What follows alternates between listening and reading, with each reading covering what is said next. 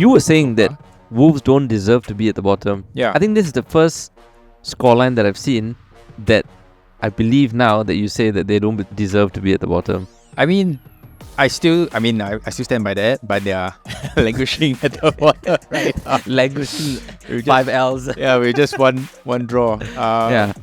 I still think that they will get out of there, so I don't see them being relegated. But I mean, Man City, got to give it to them, right? I think there's just something about that mentality, about their players and how they just believe till the final whistle. Have you ever had to be in that situation before?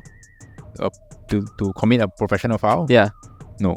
Actually, in fact, I don't even have a red card my entire life. Oh, really? Yeah. Oh, wow. None for all my amateur playing career in school, whatever. That's always the first time, huh? Welcome to SG FanTalk, episode 8, where the regular guys talk about the not-so-regular game of football. Today I have Terence with me, my longtime friend. We were just talking about this off camera. I think we've been friends now almost 20 years. Coming to that. I think the most memorable... That's also because he's celebrating his 40th birthday next weekend. Yeah, I think the most memorable time it'll be the Bali 13 period. I mean, that's when we really got very close. Yes, that was in 2011, was it? 2011, correct. Yeah. Wow, so anyway, this is the week after the international break. week. Yeah. Just a week after international break. And I think so many upsets, so many upsets, so many talking points. Yeah. FPL has gone crazy. Probably one of the lowest scoring FPLs week recorded. Yeah. But sure. Let's recap all the games. Which one to start with? I think we had some predictions or so. Shall we just go with the predictions just to First? see? Sure. Yeah. Let me pull that up for you. I think we had a couple of draws here and there, but I don't think we got any of it right. Right. Okay. So, in the predictions in the last episode, if you guys were listening and watching, it was Terence and me. So here we are back again. And we predicted for Spurs West Ham. Yeah. What's 4-1. 4-1? Spurs 4. Oh, okay. West Ham 1. You said it was a 1-1 draw because you said it was going to be England derby. Plus, you said it was an early Saturday match. Yeah. You always said that those games are going to be low scoring. Yeah. I said 2-1 to Spurs. Yeah. So I got the win, but I didn't get the score right. Newcastle Brighton. I think that was something that we thought would be a high scoring game, crazy game, but that ended up being 1-0 to Brighton. 1-0 to Brighton. And I just got Danny Welbeck in my team. After we had that conversation as well. You predicted 2-2, and I predicted Brighton winning 3-2. Wow. Okay, you got that again. Yeah, only the win, but not the scoreline. Yeah. And finally, the Liverpool-Chelsea game, where you predicted 3-3, a high-scoring tie, and I predicted 1-1, which that one ended with Chelsea losing 2-1 to Liverpool. Yeah. We can start with that match. I think that was one of the highlights of the weekend. It was probably the biggest match of the weekend. Yeah. With Liverpool sitting right at the top, and I think Chelsea coming in a really good run of games. Yeah. Good form. I think Cole Palmer probably being the hottest player. Yeah. And I think they were looking for a huge upset against Liverpool. Yeah. Did you watch that game? Yeah, I did. I was very surprised how Chelsea actually had more of the ball. So it seemed like they came into the game on a good run of form. So I think that translated into how they played. And playing away at Anfield, having that amount of possession is something which I wasn't used to seeing teams go there and do that. I mean, even the Man City and Liverpool games at Anfield, you don't see City full out having possession. It was probably a 55-45 kind of a split or just close 50-50. But Chelsea had a lot of the ball in the first half. Yes. It can be argued that they did not create chances, but to had that possession game going, I think Liverpool opted for a different approach to this game. So some tactical play by Arne Slot there by setting up his team to actually handle this Chelsea team, which is actually currently in form. I mean, similar to Liverpool. Liverpool's form has been great ever since they lost to Forest. They've gone on this 4-game winning streak. Chelsea themselves are no slouch. The last 4 games before coming into this fixture was like 3 wins and a draw. So I guess Arne Slot just I think he played it safe. He did not really opted for the high energy High press. Yeah. and that resulted in actually Chelsea having a lot of the ball. Yeah. I actually was quite surprised when I watched this match. I felt seeing the hype about Cole Palmer this whole time, and I haven't watched any of the Chelsea matches, right? Yeah. And then suddenly coming into this, I was like, okay, I need to watch this game. This boy is hot, right? Yeah. And then I watched the game, Yeah. and I felt like he was so subdued. Like Yeah. even his attempts at goal were quite feeble. Yeah. He had a really good chance, and then he just kind of shanked it, and it just went over the bar. Yeah. And I was like, okay. But the thing with him is, I think the pressure might have gotten to him. might have, but he's still deadly on set pieces. Like his delivery on free kicks and corners was still, quality crosses coming into the box. Right. But you want to see it from open play, right? You want to see him linking up the defense to the attack. That's what I think his main role is. And like really making all those really creative passes. Correct. Bringing his wingers in, making those assists. And I felt that this game he was pretty quiet. I mean, they tried to look for him. Yeah. You could see like there was an actual attempt to look for him. But I think whatever this Arne Slot's tactics really played to their strength. That probably also caused him to be not so effective. But I do remember a few possessions that Chelsea had where they actually were countering and Palmer was up there in support, but they didn't get the final ball to him. So I guess he was there, but his teammates just couldn't find him. Possibly also because of how the system was set up. Like to maybe they just asked him to be decoy. Hey, now you're very hot. Just go up there. Yeah. They all mark you. Then we have a lot of space to run. I don't think he made any like impact, right? That and also mistakes lah. It's not like he played badly. His passing percentages are still very high. He just makes it so easy. When the weight of the pass is something which I can always appreciate. So to see him just give a simple ball out to the wings, I really think is such an easy thing for him to do on a consistent basis. Yeah. The Man City game. Yeah. I think before the international break, we talked about Man City grinding out a victory. Who did they play against and they won, right? The last game, was it? No, they played. Yeah. Which was this game? Fulham. Yeah. 3-2. They ground out that victory 3-2 against Fulham. Fulham, again, not a fantastic team, but still, this is the champion mentality that we talk about. I watched the Man City game as well, and they were really just pouring into the opponent's box. Like, I think they only played counter attack like maybe 2 or 3 times, but even then, the way they suffocated them to collect the ball back even when they lost possession was absolutely excellent. Yeah.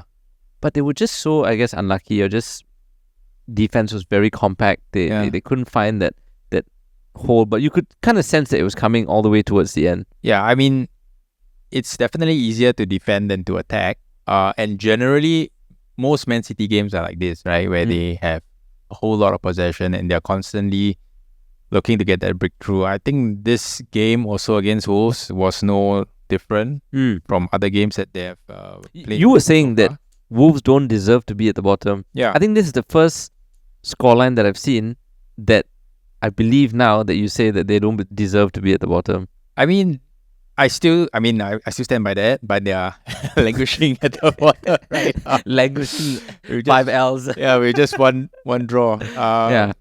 I still think that they will get out there, so I don't see them being relegated. But Man City, got to give it to them, right? I think there's just something about that mentality, about their players and how they just believe till the final whistle. I guess in general, top clubs, their players, they have that in them to just play it out and have a positive mindset to it rather than being caught up in the moment that they kind of give up, or they just accept the draw, take the draw, and then you just be happy with that. So I think we could clearly see that the mindset part of it is just different from at least the rest of the teams at the bottom half of the table. Yeah. So Wolves conceded a goal in the last minute through obviously a set piece. John Stones headed the goal home, the ball home rather, for the winner. Another team that conceded through set piece this weekend was Manchester United, conceding towards against Brentford, right? Yeah, but to be fair, they had exactly. So that's something that I want to talk about, right? So Delete was, we like to talk about the letter of the law, right? And he had obvious blood showing Yeah. coming through his skull. Yeah. He was bleeding on the pitch, and I think the rule is that you can't be showing visible blood, whether it spills out onto your jersey or just on your person. You can't have that, and rightly so. They asked him to leave the pitch, Yes. even after he had come back from treatment. So I'd actually had a conversation with a couple of friends, and some of them were saying that it's actually the fault of the substitution? no, not the physio team, the medical staff. Okay. The medical staff did not. So usually they can either staple it, obviously they can stitch it, they can put a band-aid on it, or like just usually how they just wrap the whole head. And even if the blood seeps through the wrapped bandage, it's fine because there's only 5 minutes left in the half, right? But they didn't do that. They just decided to, I guess, clean it up and let him run back onto the pitch. And obviously the blood came out. They asked him to leave, and from there, Brentford scored that first goal, which I think was a bit unfortunate. But again, I think I wouldn't say a huge shock, but I don't think many people expected United to win this game, first of all. But second of all, even after going down, to come back and win it, I thought that was actually pretty cool. Pretty cool to watch. I think United played well that game. It wasn't like they got away with it. And I mean, to address that issue about the delete thing, the delete issue.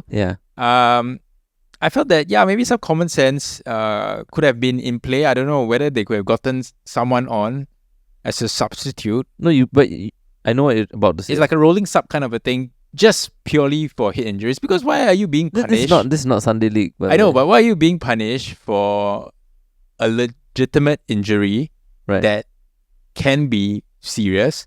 So effectively, you're just saying that, I mean, the game, the rules around it is just saying that, because there's blood and it's a serious injury, your team would have to be down one person. And it just happened that they scored. So it actually goes to show that it actually mattered, So actually, as you're asking me this question, I'm just thinking through my head of all the different sports in the world.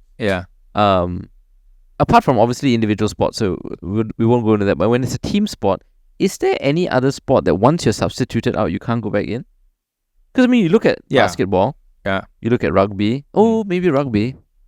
I'm not sure. Oh, Shanghai, are you aware of rugby? I think volleyball also is just a rolling sub kind of a thing. Basketball, volleyball, ice hockey. I don't know. Everything else is just American football. Everything is just rolling sub, just go in and come out, and that's kind of it. I think football might be the only one. Maybe rugby. I'm not sure. But I just felt that. Weird. I mean, in future, if we were to see such incidents to happen, I mean, if they can implement VAR, I'm sure they can definitely implement. VAR. I mean, what's wrong with lousy? What's wrong with just bringing someone on? I mean, the whole idea and the logic is you want a fair game. Exactly. It's a fair game. Why are you relying on an opponent's injury to have an advantage? I mean, so to speak. I mean, if you were to think even more cynically, then some people would even want to, purposely inflict harm. I mean, it could actually, escalate to that even. So I think definitely common sense should be in place for matters like this. And it's not like it's a advantage or so. The guy that's coming on for him is still very fresh. It's not like you're given an advantage, like Ron say right? By having that sub, and then later on you can just bring Delete back on when he's ready. So I think that was pretty interesting. Good thing that United won anyway. I think they deserve the victory. And I think hopefully that they get out of this slump. We've got now, I think, a run of 10 games before the next major break, if I'm not wrong. I think this is usually one of the more crucial runs up until Christmas. To where the teams kind of really get the act going. Because they've had quite a disruptive start to the season, right? With the first break of international, this is second international break already. Now they don't have any more international breaks. They're going to have a lot of games moving forward. So they're going to have to start gelling together as well through Champions Leagues and FA Cups and Carabao Cups and everything else. You're going to see now squad depth and how important it's going to be. Exactly. Now, speaking about squad depth, Arsenal lost this weekend. And again, they were down to 10 men. Yes. It really just took the bite.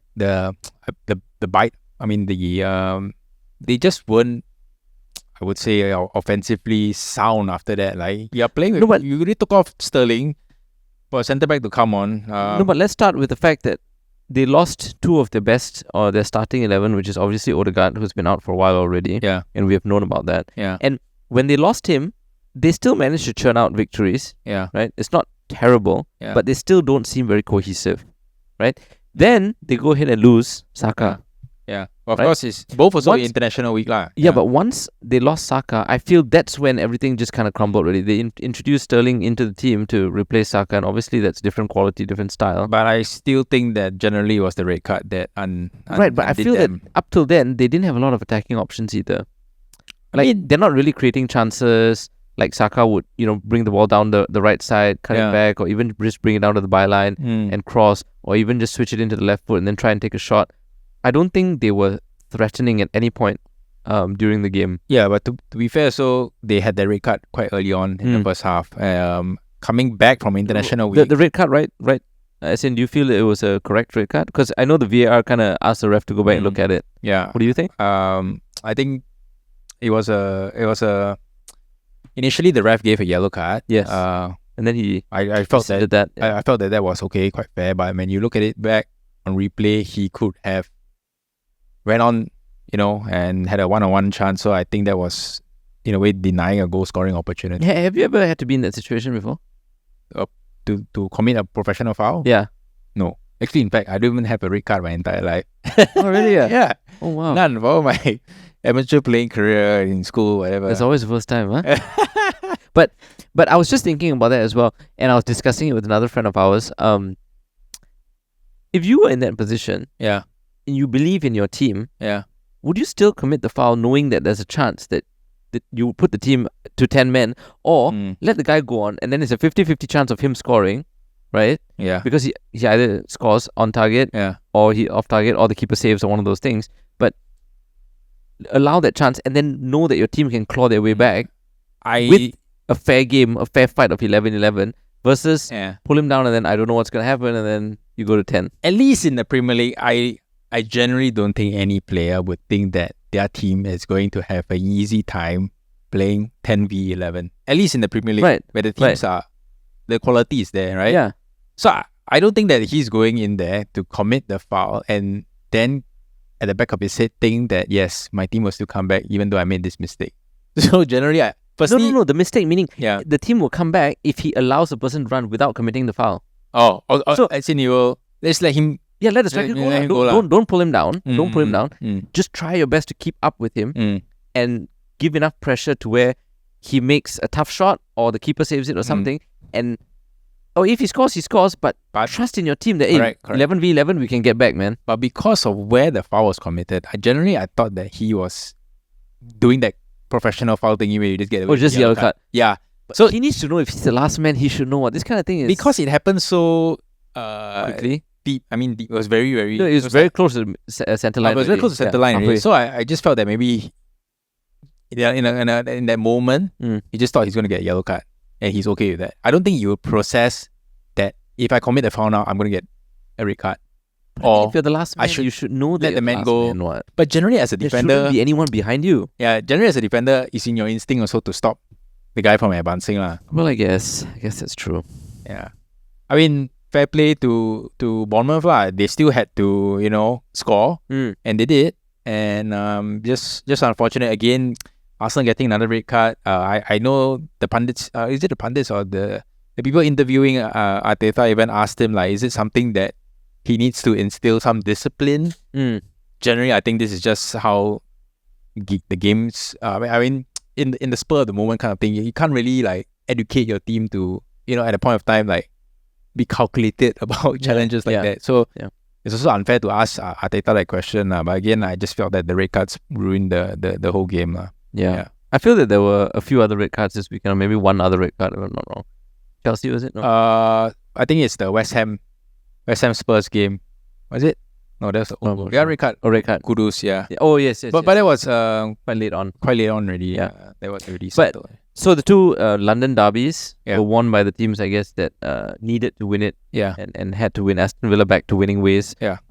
still a good run for Aston Villa. They're still sitting, After that Bayern, I mean, they've been performing, right? Champions Yeah. League, in the league. They deserve to be where they are at.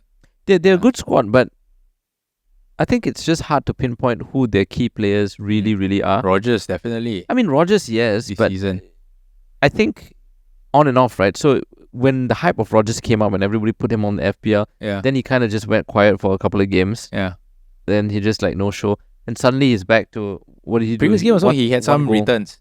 Really? This game was a deflected. He scored a deflected goal. Goal, right? Yeah. And yeah, deflected goal.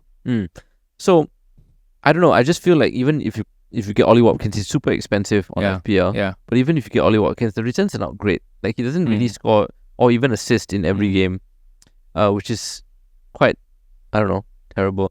People rather go for players like Chris Wood. Even people stick with what's that guy from Newcastle? Isak. Yeah, Isak. Yeah. Although he's not done anything the whole season, people still stick to him. But anyway, that's besides the point. Let's talk about next week's games. Yeah. And then we can go into predictions as well before we jump right into FPL, because I think FPL is going to be quite interesting moving forward. Yeah. Next week, what games do we have? Let's Let's look at fixtures here. All right. The big one would be Game week Arsenal 9, Liverpool Yeah. Sunday night, 12:30. Okay. So we start off the weekend. Game week 8. No, 9. 9. So it's a Friday, 3:00 game. That means remember to Oh yes. set your team. Remember to set your teams early, guys. Remember to set your teams early. Don't make that mistake. Leicester kick it off with Nottingham Forest. And then we've got Aston Villa and Bournemouth. We've got Brentford, Ipswich, Brighton, Wolves, Man City, Southampton, Everton, Fulham, Chelsea, Newcastle. That might be interesting. Crystal Palace, Spurs, West Ham United, and then Arsenal, Liverpool on Monday. That's going to be the biggest match of the weekend. All the other matches just kind of look pretty meh-ish. Everton recorded a win over the weekend, 2-0 against Ipswich. That was good. Yeah. But I think they're going to have a good challenge against Fulham. Yeah. Everton actually have a good run of games. No, They have a good run of games coming up. Yeah. So I think good to also load up on Everton players. But yeah. Okay. All right. Standout fixture. I mean, Arsenal, Liverpool. That's going to be huge. I think. I mean, I don't know, and this might be saying it too early, but I think Arsenal has kind of slipped. I mean, sadly, because obviously they've lost a couple of key players, but I think if they really want to be challenging for the top spot, surprisingly, Liverpool is sitting at the top. I don't think anybody expected that, especially with the new manager this season. Yeah. But if anyone can catch them, it's only Man City. I really don't think Arsenal can catch them, even if they wanted to. But yeah, I think it's going to be a two-legged race this season. It's going to be Liverpool, Man City, all the way to the end. Probably a tough fight. And I think the key games would be when Man City play Liverpool. Yeah. That's where you're going to see the difference in points. Which really, is actually happening in 2 to 3 games time. Yeah. A couple of weeks. But I mean, this week they also have Champions League commitments to deal with. So which is why Man City have squad depth. I don't think teams like Liverpool, Arsenal have squad depth, and they're going to struggle.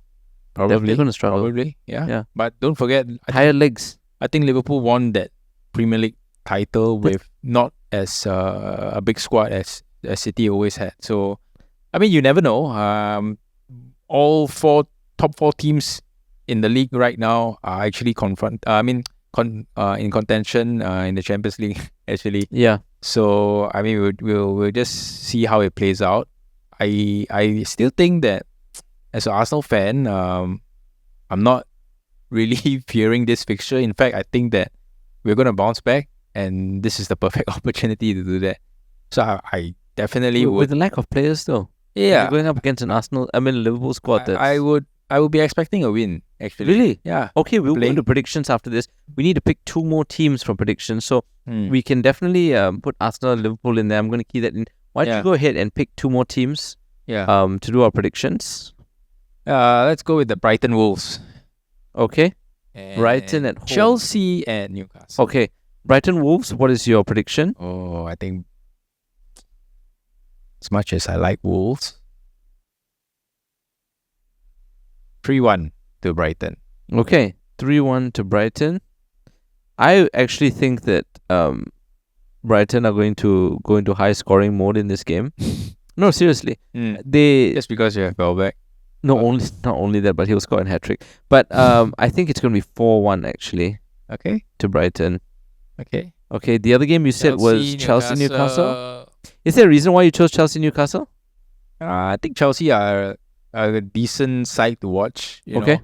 I mean, if you were to pick the 10 o'clock fixture, they'll probably be showing Chelsea-Newcastle as the main match, right? All happening at 10. They'll probably be telecasting that. Yeah. So I guess Chelsea to win it. You know, Newcastle not been in great scoring form. They've been winning, but I think Chelsea will again, on the back of the loss against Liverpool, they will find a way to beat this Newcastle side. Do you think they're going to pick Newcastle apart, or do you think it's just going to be like a small 2-1 squeeze out? I mean, there's it. I wish it was high scoring. Always. On paper, it seems like it's not going to be. But let's just go with a high scoring 3-0 victory for Chelsea. Wow, 3-0. Shut out.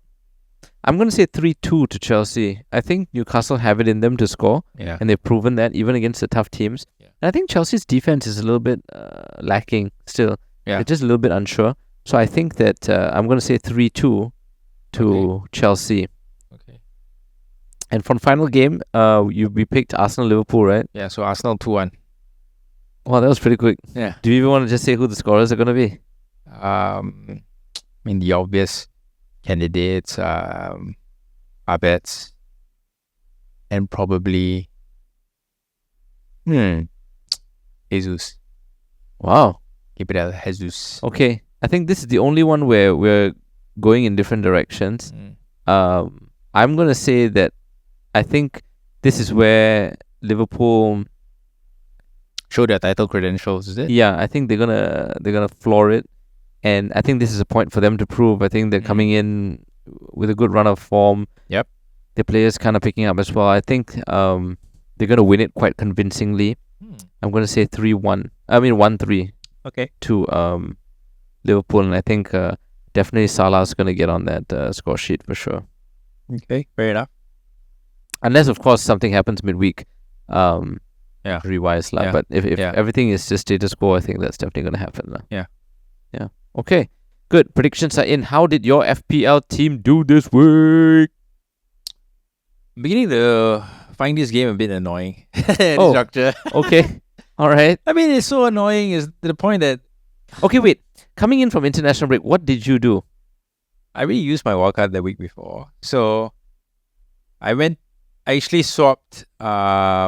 Jackson out for Solanke. Solanke didn't have any return. Jackson scored against Liverpool. Yeah, I think he got 6 points this weekend. Yeah, so again, Haaland blanked. Ever since I brought Haaland back into my team, he's been blanking. I think you should remove Haaland for the rest of everyone's sake, because everyone who has Haaland is suffering because of you. Yeah, and then after that, he will start scoring, right? I mean, that's how it That's how it works. That's the law of... that's why it's so frustrating when things aren't going your way. Yeah. Generally, again, a very mediocre week for me, just above average.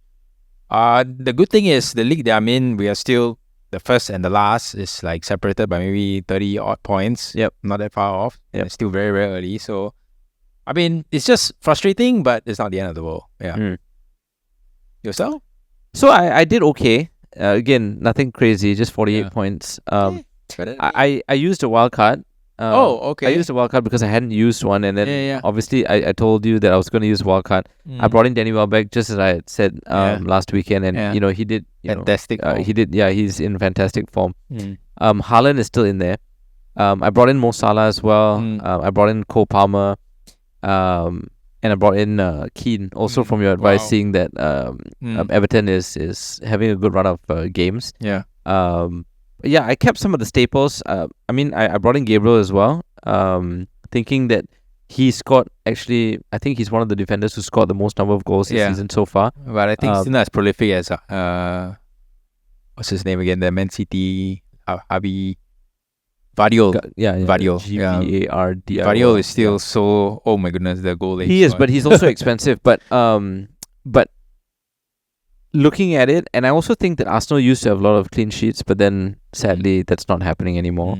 Because both my goalkeeper and my defender is from Arsenal. But yeah, I think this week with my one free transfer, I'm going to swap my keeper out and I'm gonna weigh my options because I think that in the next 10 games it's gonna be quite key as to who.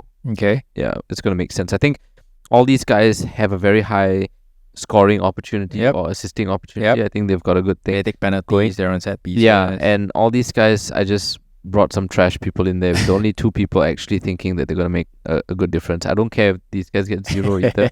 I'm just hoping that these guys make it up, so I can just swap that around.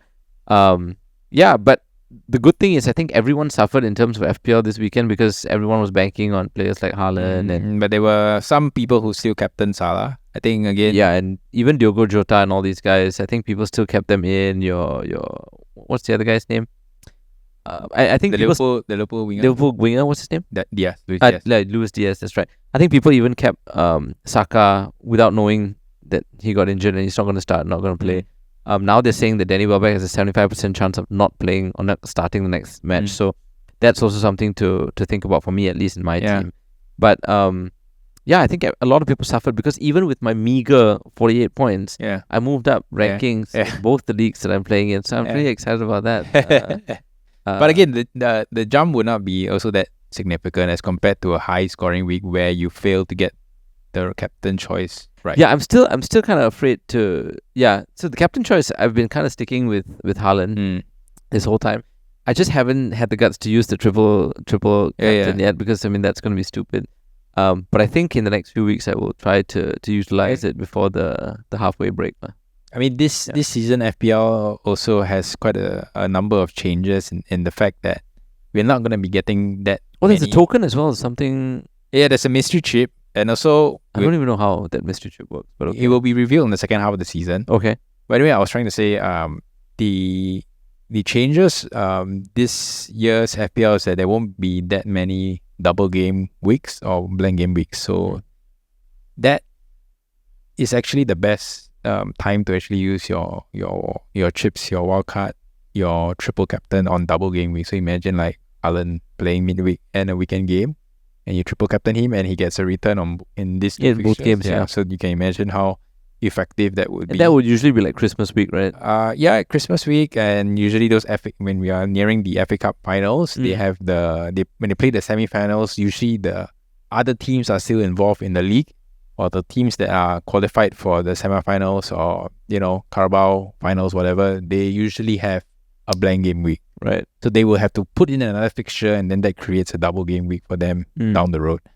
So I think this year, because of probably the fixture congestion and all, we might not be seeing that many double game weeks. Yeah. Okay. All right. Yeah. Cool. Actually, we have an interesting story to share, right? I mean, based on how Man City, came back and win earlier. Oh, two games in a row. Yeah. Yeah. We're talking about this belief and this mental resilience, right? So do you think that this is something that can be taught or trained by coaches or even this psychologists at this level? Like what makes a person so different? Like they're all very fit, right? I mean, you see all these players that play for all these 20 teams here, they're all equally the same in terms of fitness. Skill wise, maybe not so, but there's still this mental thing that I feel is very clear for all to see. I think Bernardo Silva is one person that I feel exemplifies this trait. He's somebody that is very confident with his own abilities. He doesn't really get affected by what the fans are saying on the pitch. You know how they can be quite aggressive and in your face. I mean, these English fans. So it just seems that, I mean, the question to you is then, do you think that this is something that, effectively can be taught or trained by coaches to these players? Or do you think that they are where they are at because of how they grew up? Like, some of these players are from, poor backgrounds and they had nothing and they had to, really, like, I think Ronaldo's story was also one very simple example we can use, right? Ronaldo, parents weren't rich, whatever, but he knew that and he had to really, come out of his element. Whereas compared to his son, who has everything because of Ronaldo's status, obviously you might think that, there will be this difference in terms of character. Yeah, I think we don't give enough credit to sports psychologists or even the mental health or mental aspect of sports. For the most part, even for us as viewers, we watch these games every weekend. We're like, why this guy play like that? You know, like, why is it so like? Or we even seem to think that, given the 20 years of experience watching football and even playing football, we're like, why did this manager not make this decision? Like, are they not thinking like, are there things that we cannot see or we don't know about that's happening under the current that changes these decisions? So I think because we haven't placed mental health or even mental resilience at such a high level, I really think that the top clubs, and even if you look at companies, they do engage mental health champions. Yes, not just mental health champions, but they do engage. Like, do you watch the show Billions? No. It's a TV show. Not Billions. Is it called Billions? Yeah, I think it's called Billions. And that this guy is an investment banker, right? He's a hedge fund, kind of like a investment guy, and he just trades every day. And he has all these traders trading for him. He like picks the best traders to trade for him, and to get them working at optimum level, he's hired a top-notch psychiatrist to sit in the office, and whoever has any kind of like issue that they want to talk about, whether it's work related, whether it's home related, stuff that they're struggling with mentally, emotionally, whatever, they can go and talk to this therapist, and this therapist has the ability, not through any magic or anything, just literally through conversation and through the work that she does and through her expertise. She manages to pull them out of these ruts that they're in and get them to be performing at a top level. So I think that's the same with a lot of these big teams.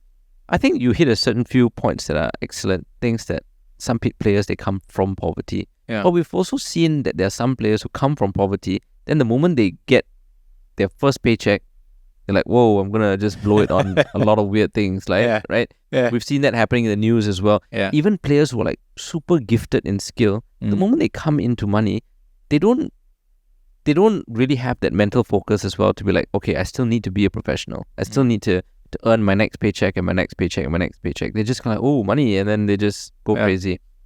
So I think teams like Man City, I think that resilience is built into them through maybe their manager Pep Guardiola because of the nature of who he is. Because it seems like every team that he goes to, they're able to churn out victories and trophies every season. There's no season that they are trophyless. Any team that he's gone to, those teams are stacked. Don't get me wrong. Whichever team he's managed have had amazing players, but you still need some kind of mental ability to go every season and win every game. And even we talk about the last like maybe 8 to 10 games of the season where it's crucial, where teams who are ahead of Man City just don't have that ability to grind out victories. And Man City just does it. Whether they have, a psychology team or psychiatrist team, in there coaching them, coaxing them, making sure that they're all having their A game, I don't know. But I really think that that's what makes a difference. If we want to understand just from our simple lives perspective. And the last session you asked about, hey, you want to get back into playing? What are some simple things that you can do? And I gave you some tips. Do you remember the tips? Okay, what are the tips? Dynamic stretching. I mean, I know, but you said to get back into the game. Not about dynamic stretching. That's pre-game. Like, the running part. Yes, correct. How fast should you be running? So technically, I'll be running like, let's say on average the game 5 click. Then you just try to run a bit more. Yeah, correct. So just run anywhere between 2.4 to 5 click. Absolutely fantastic. Do a bunch of push-ups, sit-ups, crunches, planks, all these things that you don't need any equipment for. Now, you were excited about that. How many days did you do that? Technically, I only I did the running part. Okay. So I did run about 3 times since then. So 2 weeks, 3 times. Okay, that's good. That's decent. All right. That's more than most can say. A bit of pull-ups and push-ups, but not like anything. Not regularly. Not regularly. Right. Yeah. So then the question begs to differ now between individuals. Like, what makes someone else, like let's say this guy, his name is Tim or whatever, right? Let's say what makes Tim wake up every morning and say, okay, I'm going to do those push-ups, I'm going to do those squats, I'm going to go run my 2.4 and do that consistently every day. These are not even professionals. It's like just you and me. Yeah, right? We and want I to know play. people like that too. Yeah, so we just want to play. We just want to enjoy. We have that discipline. We have that mental ability or whatever it is to say, hey, I want to play this sport. So what I'm going to do is I'm going to put some effort and make it happen. It doesn't have to be maximum effort. It starts minimal, right? Because inertia is huge, right? So it can be minimal effort at the beginning. And then as you get into a rhythm, it's like, okay, this is getting a little bit easier. I can do a little bit more. I can do it maybe twice a week, 3 times a week, 4 times a week, and get up to that. So we don't even have to go so far as professionals, even when it comes to work. I'm sure you've worked in so many offices before and you've seen like some people not pulling their weight when it comes to certain projects or things that they need to do. And what makes that difference? Everyone's still getting a paycheck, right? Yeah. So why this guy working so hard and the other guy's not? Yeah. I think at the end of the day, it boils down to each individual. I think for this, we don't really need like a mental health guy to come and be like, hey, you got to do your push-ups, man, or hey, you got to work hard at the office, man. But I think it just boils down to the individual. And I think for today's society, we're already so jaded with a lot of work. We're so jaded with a lot of responsibilities, whether being a new dad, whether you're a business owner, whether you're a home owner, whether you are, having to care for elderly parents. A lot of these things, they are very important responsibilities that we have. And sometimes some things just have to give. And if we just want to relax at the end of the day. We just want to like I think chill, this topic unwind. can branch off into so many other subtopics. Yeah, for sure. Like if we really want to drill down into what what can alleviate most of this, I would say maybe stresses or pressures.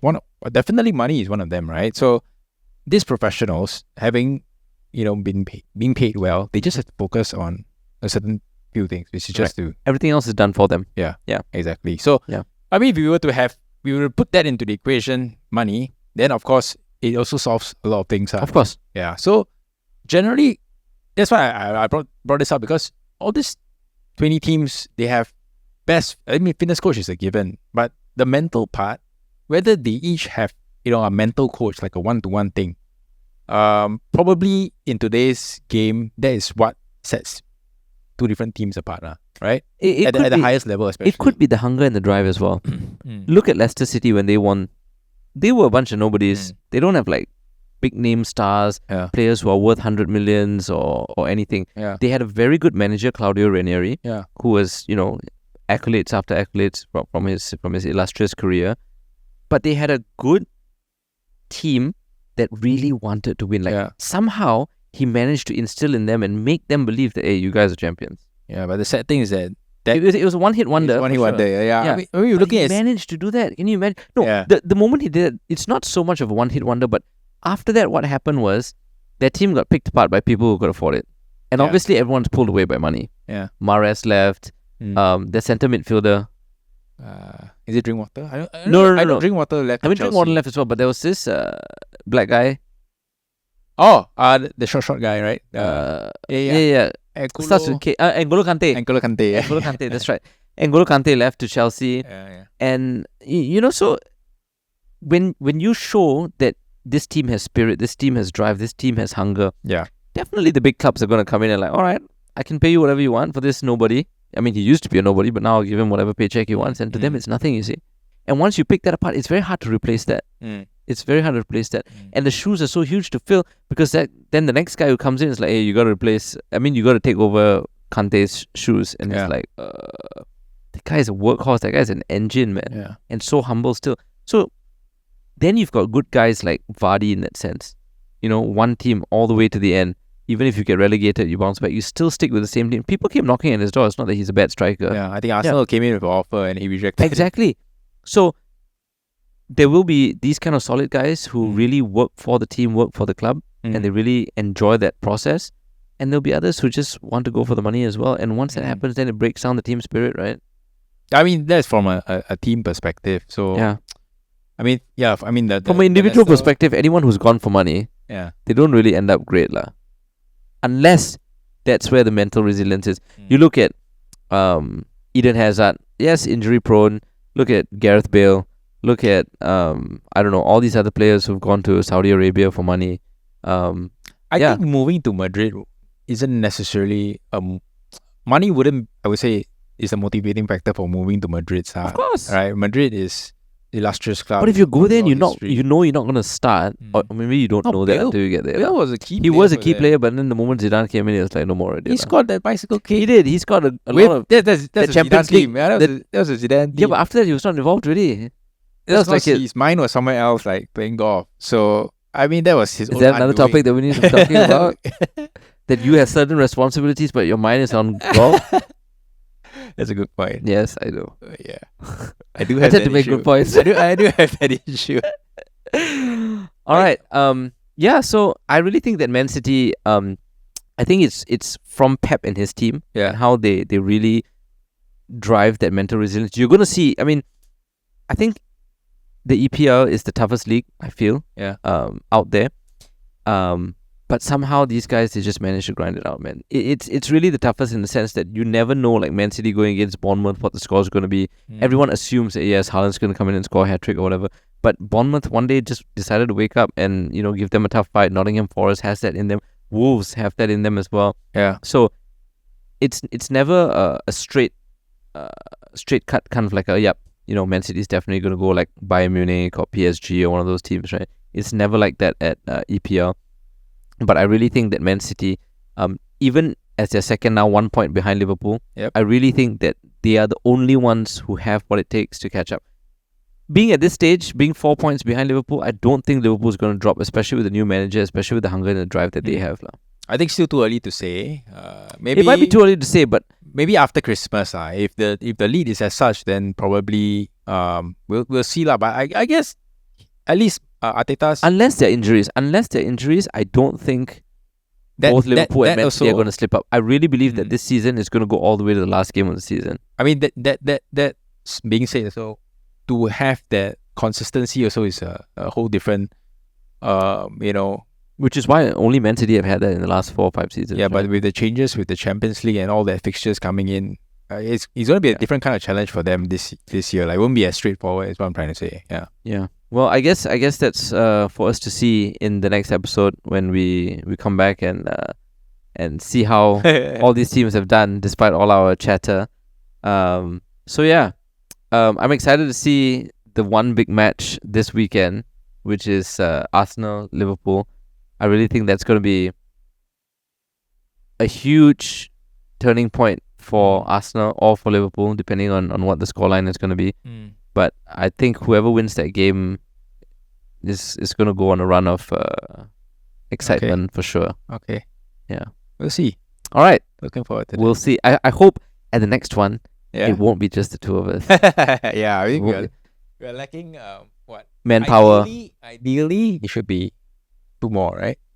I mean, it would be nice. We started it'd be this. nice. We started this podcast hoping that we would have 4 people, 4 friends, not people, 4 friends sitting around a table. Regular guy. Yeah, 4 regular guys talking about the not so regular game of football, sitting around a table, having a good meal, just catching up over life. I mean, we're all kind of growing into Yeah. this new phases, Right. being fathers, mid-career switches and all that kind of stuff. We're all into our 40s already, and it was a good opportunity for us to just catch up Yeah. because we don't do that often enough, since we don't play football together Yeah. as often anymore. But yeah, we hope that our friends who are listening out there will come back to join us around this beautiful white table. Not for very long though, only until the end of the year, and then we will Yeah, we have to find we'll be moving another. location as well. Yeah. Yeah.